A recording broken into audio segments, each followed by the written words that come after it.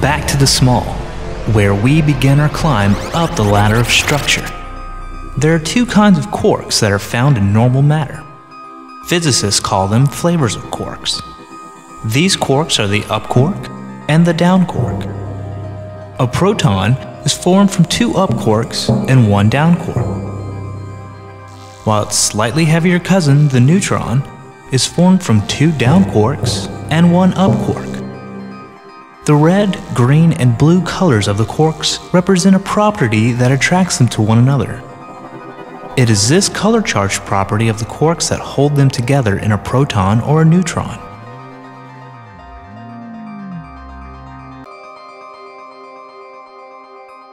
These protons and neutrons can then combine to form the nucleus of each element in the periodic table. One proton in the nucleus makes hydrogen.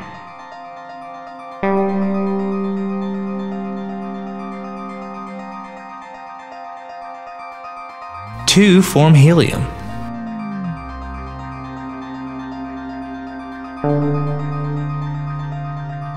Six, carbon. 8, oxygen.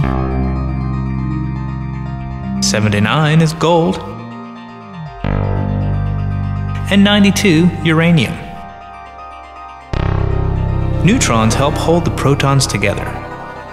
Because of their electric charge, protons would repel each other more strongly if neutrons were not present, and the heavier elements would come apart. There are approximately as many neutrons in each element as there are protons.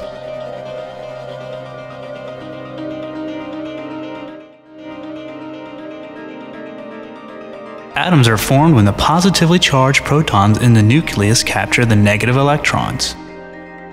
Neutral atoms capture one negative electron for each positive proton in the nucleus.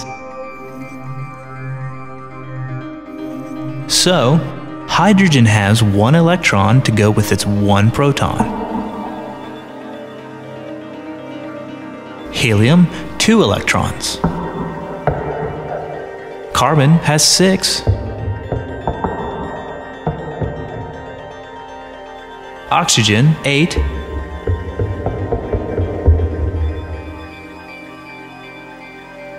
Gold has 79. And uranium, 92. There are nearly 90 stable elements. The largest of them contain close to 800 fundamental particles joined in a complex but stable structure. But electrons cannot just gather around in a crowd. Once again, the strange, wonderful world of the tiny has its idiosyncrasies. Electrons arrange themselves in shells inside an atom like the layers of an onion. And only 2 electrons can fit per layer. So the more electrons an atom has, the further away from the nucleus the outer shells must be. And that means these electrons are more loosely held.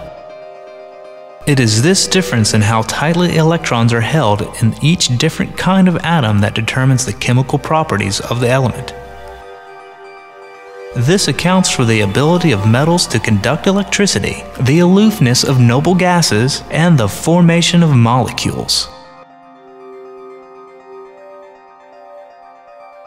It turns out that protons in 2 or more different nuclei can sometimes capture and fight over the same electron. And when that happens, atoms of different elements are joined together to form molecules.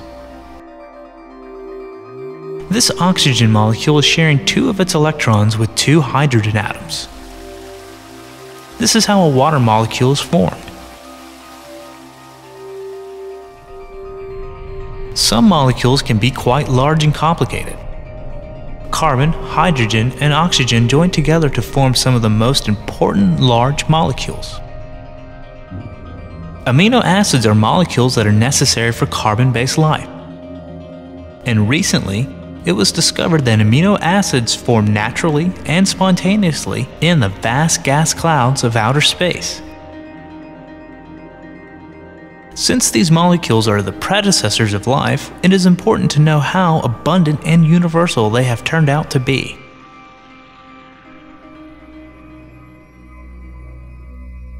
Somewhere about here, our measurement of simplicity starts to edge towards the complex. At the level of complex molecules, existence is pretty reliable. Molecules such as adenine are too large and heavy for the uncertainty principle to enter into their description, and quantum mechanical oddities are rarely encountered at this level. But every adenine molecule is still identical with and interchangeable with one another. There isn't sufficient complexity to generate uniqueness. And a movie of even a complex molecule forming looks equally plausible running both forward and backwards. So reversibility still indicates simplicity.